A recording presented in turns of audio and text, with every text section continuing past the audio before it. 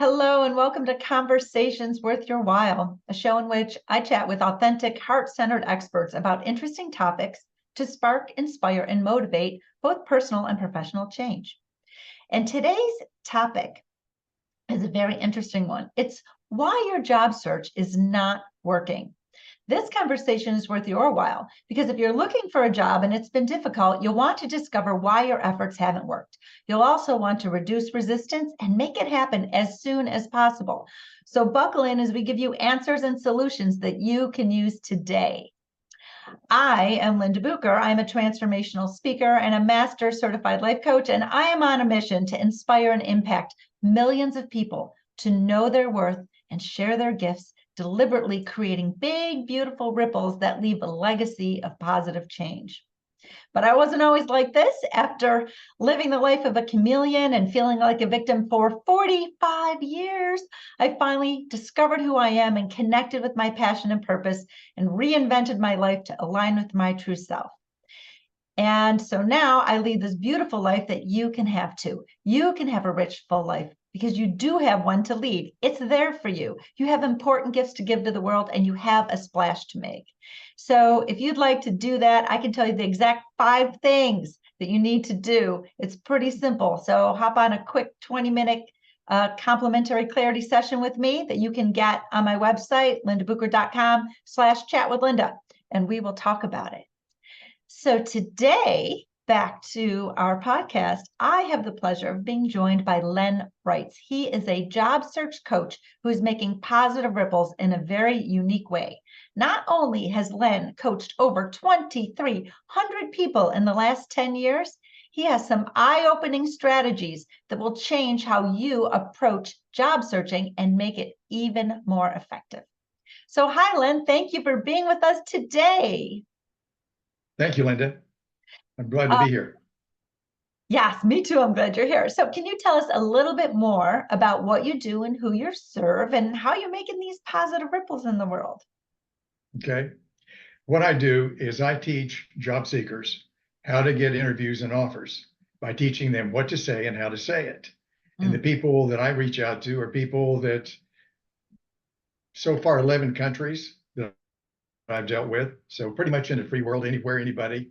It's a cultural thing. And it's just that people are not trained in what to say and how to say it. And I want to give back. I want to be able to help people because I've been an employer and also been someone who's been fired from a job. So I understand both sides. Yeah, that's beautiful. That's a really important thing is when people are looking for a coach, someone to support them, that they know that that coach has been where you are, right? You know, I know you and I get you because I've been there. So, you know, that's the same thing when I'm working with my clients. It's a very important thing to know. So you are walking your talk, which is just beautiful. So thank you so much for being here. So we're going to start out today with why job searching is scary and why it's ineffective the way most people approach it. So from this scary point, I want to point out that when you're in a place of lack, in a place of need, I need a job, I lack some money, I have bills coming in front of me, right? It's a very scary place to be. And the energy and the emotions that are swirling around with us at that point are probably not the energy that a prospective employer might, latch onto and want to see. So that desperation that comes off of us is a difficult thing for other people to deal with. Everybody feels it, whether they're aware of it on a conscious level or not. And so when we're scared, so there's a point of why we don't want to be scared. We want to be able to approach this from a very calm way. But it's super scary because what we're effectively trying to do is sell ourselves, and nobody likes to sell themselves. It feels really icky. And so as we're having our discussion today, I just want everyone in the audience to please just keep in mind that it doesn't have to be scary. This is not about selling yourself, in a way that feels yucky. That is not it. It's really, we want to be able to feel confident about who we are, what we know, what we can do. And when we feel that confidence, we can't be confident and scared at the same time, not in the same moment. So I want to kind of embody that confidence. So Len, tell me some things that you have talked about or worked on with your clients about why these job searches are so ineffective all the time. The things that they usually run into are the resistance they get from employers.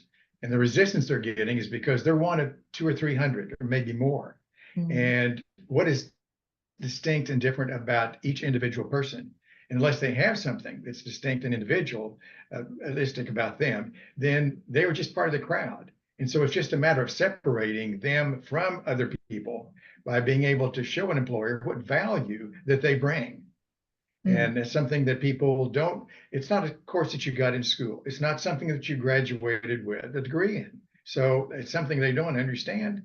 And that's it. We all have things we don't understand. We just need to learn. It's just training. I love that. That simplifies it. It really is just training. This is not a matter of self-worth, but that's what comes up all the time. That's another part of why it's so scary. People are like, well, other people could do a better job. You know, maybe I'm not worthy of that job. Maybe I don't deserve it. Maybe I can't really do it, right? This lack of confidence is lack of their sense of worthiness is you know, that's something I work with people all the time. And I call it your sense of worthiness because people don't know this, but I know this, but I can help you prove it to yourself that you are 1,000 bazillion % worthy and you've never been anything less than that. However, your perception of worthiness can really get in the way. It makes you be a people pleaser. It makes you say yes when you really mean no. It makes you not see your value. And that is a fundamental thing that you're telling us here is we need to know our own value, see our own value in order to be able to have that point of differentiation. So this is how we can stand out when we are looking for a job. Exactly. The thing that a lot of people don't do is they look for jobs because they need a job, because they need the income, like you said. They need the income because they've got to pay bills. Instead of looking for a job, where am I an 80% or better fit for a job? What job description can I see where what I do is a match for that? And because if you're not a close match, you're going to get left out. So you want to be included or excluded. And that's it. And it's just a matter of narrowing that down to something that you are good at, something that you can do that they need today. That's what people are looking for. Right. We'll talk a little bit more about that in a few minutes. So that's beautiful. Okay. So you are just kind of beautifully segueing into our next point, which is how to look at job searching differently. Now, I remember when I came out of college and I was looking for a job, I was doing what you're saying. I was just looking for a job, any job. I was trained in a certain area. And so I was limiting myself to, you know, that's what my job was going to be. And I was just looking for it. And I was in this position like, oh, pick me. Kind of like, I'm going to bring up an analogy because it's a beautiful analogy. So it's like dating. With dating, I mean, unless you're on The Bachelor, which is about that whole desperation, pick me that I was talking about earlier. Dating has to be like, you know, we've got to be a good fit to be able to look any further. I've got, you know, you've got to pick out me, and I've got to like that you picked out me, or I think no, thank you. And so we're wasting our time when we're applying for jobs that we wouldn't really truly love to have and that we're not a true fit for. That is a waste of time. That's just going through the motions and giving into fears, insecurities, and lack, which is not the best way to search for a job. So we want to make sure when we are looking for a job that we're looking for a good match. That's really important. Right. And so what are your thoughts about looking at job searching differently than we have in the past? It's looking for jobs that are posted that you think that you might be a match for. And then also look at companies that use the kind of skills that you have, whether there's a job posted or not, because people move around, things change. Husband gets transferred, wife gets transferred. There's suddenly an opening. We haven't posted a job. But if you reach out to that company because they use the kind of skills that you have, and if they're customer service skills, or if it's technological skills, or IT, cybersecurity, engineering, whatever it might be, whatever the skills that you have, apply to those companies. Because many times I've seen that people apply and the HR person says, it's a funny thing that you applied now because we have somebody that's vacating that position because they're moving to take care of their parents. And, could you come in for an interview next week? Absolutely. Did you have to look online? No. Did you have to go to an employment agency? No. What did it cost you? Zero. Exactly. Everybody's happy. So it's just places like that you start. When you start looking, you start thinking about who in my area, if you want to work where you work in office or in a plant or warehouse, whatever, is it who in my area uses the kind of skills that I have, whether there's an opening there or not. You never know. So it doesn't cost anything to reach out and apply to some place that could use you. And then you can sometimes find good news. But if it isn't, at least you've tried and you've made an effort. And when you do that, you feel good about yourself that you're doing that because you know that they need what you can do. I absolutely love that. So instead of being one of, 400 people who answer a post, you are being proactive, which always feels better than, oh, I hope they select me, because hope, I was going to write a blog post years ago. I never did it, but I was going to call it hope is a 4-letter word because it's got built-in doubt, and I don't like built-in doubt. Sure. So we don't really want to be in that point. This puts you in the driver's seat. This puts you in the, I'm gonna be the one choosing who do I want to work for? Who do I want to work for instead of who wants me? It's a whole different energy. It's a whole different dynamic. I absolutely love that. And so don't wait and say, oh, there's nobody who has my skills or who wants my skill set. No, we're talking about really discovering where you're going to be a good fit. So discovering what you know and your worth and your value, and then reaching out and saying, I do this and I do it really well, and it looks like you're the kind of company who values that. Can we have a conversation? Sure. Absolutely. So it can be a little scary to put yourself out there, but if you don't do it, it's already a no. Right? Like not doing it, you say no to yourself. Let them say no to you. Like, why would you say no before you, right? So just start that little research. That's just a beautiful thing. I absolutely love that tip, Len. Thank you so much. All right. And now, here is like a big giant truth bomb, a very important takeaway, and I'm going to set you up and I'm going to let you deliver it. Okay. So we're not supposed to look for a job. If you're searching for a job, do not look for a job. What should they be looking for? Go. Look for a job that is a good fit for you. Look for somebody that needs what you can do. Stop looking for a job. Look for somebody who needs what you can do. And that's a 180-degree turnaround from what most people do. Absolutely. Because then you are proactive. Then you're looking for someone. And when you go in someplace, instead of going into a Starbucks or the grocery store and saying, everybody here's got a job but me, you can walk in there and say, I'm looking for somebody who needs what I can do, and I'm going to find them. But it's proactive. It's something that anybody can do, and it doesn't cost anything, but it's a change in mindset. Yes. I mean, instead of just trying to find and feed off the bottom, now you're looking for somebody, and you're going to be looking to see if they're a fit for you as much as they're looking to see if you're a fit for them. So it changes the whole perspective of the situation. And when you do, though, because what you're looking for a job, you're looking to get hired, but you do want to be selective where it is going to be a good fit, where it's going to be a long-term thing. Most people are not looking for 2 weeks or 30 days. They're looking for something they can continue as long as the job is there. So that's something there that it's a little different.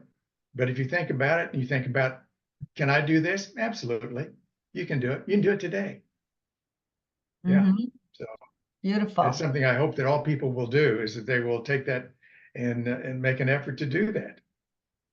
Absolutely. So I want to just talk quickly about discovering what you're good at. I've had clients in the past, because one of the things I help people do is discover their what's next, find their wow, discover their what's next, right? Find their purpose, like all that, get everything into alignment. And I remember working once with an attorney, and she was in a firm that was a litigious firm, right? So they're always suing everybody. And it always felt yucky to her inside because she didn't like that contention, the energy of contention at work every day. It's always, Sure. you know, right? So that just wasn't fitting her. And so she was like, oh, what else can I do? But I can only be a lawyer. I'm only trained to be a lawyer. That's my thing, you know, and that's what I got to do. And I don't know about, you know, non-contentious law, maybe real estate law or any other type of law. And so people pigeonhole themselves. Here's what I've always done. Here's what I've been trained in. So that I have to look for a job in that. But what they don't recognize is along the way, in all the jobs they loved and hated along the way, they have grown in other dimensions, okay, that they might not even realize. And so what they think they're well suited for and what they're really valued, their true value is, they're out of touch with that. They don't really know what that is. And that's one of the things that we're always working through is, let's discover who you are outside of roles and responsibilities. Let's discover your true talents and gifts that you've brought to every job you've ever had. Now, and then let's take what you're really good at and what you love, and let's Venn diagram all that. And here's the sweet spot. And that's your step one. That, you know, what am I good at? What is my value? And then step two is, who wants that, right? Who needs what I just discovered? And then step three is make a call them up, make a connection. Right. Sure. Yeah. That's a huge step to be able to get to that point. And things you can take people that have been like school teachers, and you take a school teacher and you say, all right, what are you good at in teaching school? How many of your kids came out that you taught, whatever it is, in junior high, elementary school, middle school? How many of the children that came into your class at the beginning of the year with D grades and walked out with B grades? Okay, that shows that you're able to talk to somebody, and if you can convince someone there, they'll listen to you, and they have applied what you have given them, and they have come out with a better grade, which makes it easier for them to go to college or trade school, whatever they want to do. Then you've improved them, and you're good at communication one-on-one. So let's find jobs for you where you're dealing with people one-on-one, and they'll walk away in a short time with the information, and they're happy and you're happy. It's just communication, but that's what you were good at because you were a school teacher and you did that. So it's a matter of how can you help somebody else? And some people like dealing with people. Some people would rather sit and just manage data and just look at numbers all day and crunch numbers. And that's great, okay? Because there's all sorts of needs. It's just finding that need. It is. But those are the kind of things that it transitions. What was a theme that went through all those jobs there? What did you like to do? What came easy to you that the next person couldn't figure out? You know, there are things like that. There's a gift that people have. It's just discovering that what is easy to you? Let's apply that. Absolutely. Absolutely. So that's something that I'm doing all the time with people in this discovery phase of, you know, who am I and what's my value, right? We're always doing that. And the second part is what you're alluding to is then alignment, the alignment. Now that I know this, right, let's align my focus and my direction with my gifts and my purpose. That's the thing that's happening. And when we do that, that's how people make that splash that I'm always talking about that ripples positively in the world. And I imagine this world where everyone is aligned with their true gifts and talents, and they're giving and they're creating these, everything ripples. And whether it ripples within your own family, within your neighborhood, within your immediate community, or if you're open, it ripples around the world. You're still making these positive ripples. You're still contributing to a better world. And that's the job of each of us here. And so as we move forward into our job search, we want to make sure we are aligned. We're aligning our gifts and our talents with our purpose, our focus, our direction, and that all wraps around who we are. Because when you wrap what you're doing and how you're doing it around who you are, success and happiness will always meet you there. Correct. It does. It's and it's something that makes you a better employee for the employer because you're a fit for them.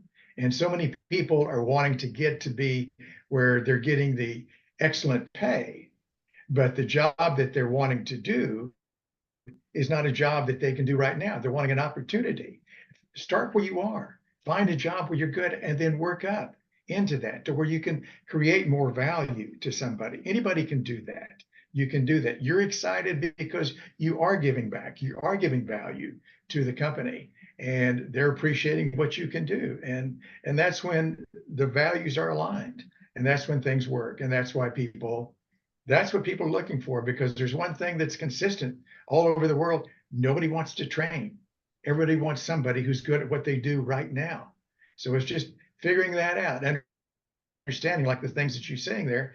It's let's help you figure out what you're good at, what you enjoy doing, what benefit that you bring to someone, and then find a place where that's a fit. That's all. Yeah, that's a really good point. I just want to emphasize. When people are looking for jobs, when a company is looking to fill a position, they're looking for someone who can already step in and fill that position. Yes. So they don't really want to train you for that. But when you fill that position, you will then expand your knowledge, and then you're kind of on the job training for a promotion or what's next, right? As you learn and move through the company. So that is a really another exclamation point on why you want to discover what you're good at right now and who's looking for that. Because your aspirations might be up here, but what can I do right now? And then get in there and then, grow and learn into your aspirations. So that's a great point. I love that as well. All right, Len. So we're going to leave our audience today with 3 things, which is basically 3 steps to take. 1, well, first of all, the truth bomb. Instead of looking for a job, look for someone who needs what you're good at. You can do right now. Right, that you can do right now. Sorry, and that's step 2, because step 1 is to discover what you're really good at. Right. So you can call me, you can call Len, you get on the phone with us just for free. And we will help you from different standpoints. Me as a master life coach, and Len as a job coach who's coached 2,300 people to discover what you're good at, so that you can move forward and align your job search and align what you're doing in this world with your gifts and your talents and know your value as well. So that's your number 1. Number 2 is look for someone who needs what you're good at. And number 3 is make the call, make the connection. You've got nothing to lose. Just make the call, because you never know who's looking for what you've got right now. And when you make that call, I love to help people design a conversation. And the very first thing when I have them do is I say, how do you want to feel after you've hung up the phone? When you're all done with the conversation, when you've left the room or hung up the phone, how do you want to feel? I want to feel confident. I want to feel proud of myself. I want to feel like I said everything that was important, and I want to feel that I stayed true to myself. Great. Yeah. Okay. Those feelings, write them down, because that's how I want you to feel before you enter the room, before you pick up the phone. Those are the feelings, those are the emotions you're going to take in with you to this conversation. So that's just a beautiful little bonus that I want to leave everyone with. It makes the call much less scary, much less awkward. You're just going in with this confidence. Sure, it does. All right, good. Okay, so we've covered a lot of beautiful things that just boil down to 3 simple things, which is, I love leaving our audience with 3 simple things. So Len, you have been very generous today with your knowledge, and I really appreciate you being here. What is something that, if someone wants to take this a little further with you, how can they connect with you, and what can they do? They'll be able to hear from the podcast on the details. They'll be able to get the information on how to reach me. And I'll be glad to talk to anybody here, give them a free 15-minute phone call, and help them see what they're good at, help them see why their job search is not working, to give them some ideas, to give them some hope that they can use same day. Be glad to do that. Yes, Very beautiful. Okay. Well, you're going to give me that link and I will be sure to put that in the show notes. So everybody check the show notes and you will be able to contact Len about that. Okay. And, you know me, I'm on this mission that I shared earlier. So if you feel stuck or unworthy or unfulfilled or out of alignment in your life or career, I'd love to help you discover that you are the one you've been waiting for. And we can talk about how to get you out of your own way and back into the alignment. And you can get on the phone with me or a Zoom call for 20 minutes and get some clarity. It's a nice complimentary clarity session. And that's at lindabucher.com/chat with Linda. So that's our show. It's been a really wonderful topic. Thank you, Len, you Well, thank fantastic you. job search coach, for being here with us today. Good. Thank you. I enjoyed it. And I hope everybody else got some information that they can take and put into effect right now. I'm sure that they did. And I also want to thank you, devoted listener and lifelong learner, for sharing your time with Len and myself today. Once again, I'm Linda Bucher, helping smart, heart-centered people to discover your gifts and make a splash that ripples positively. And until next time, please subscribe and make sure that you've made this conversation worth your while by fueling the spark that it ignited.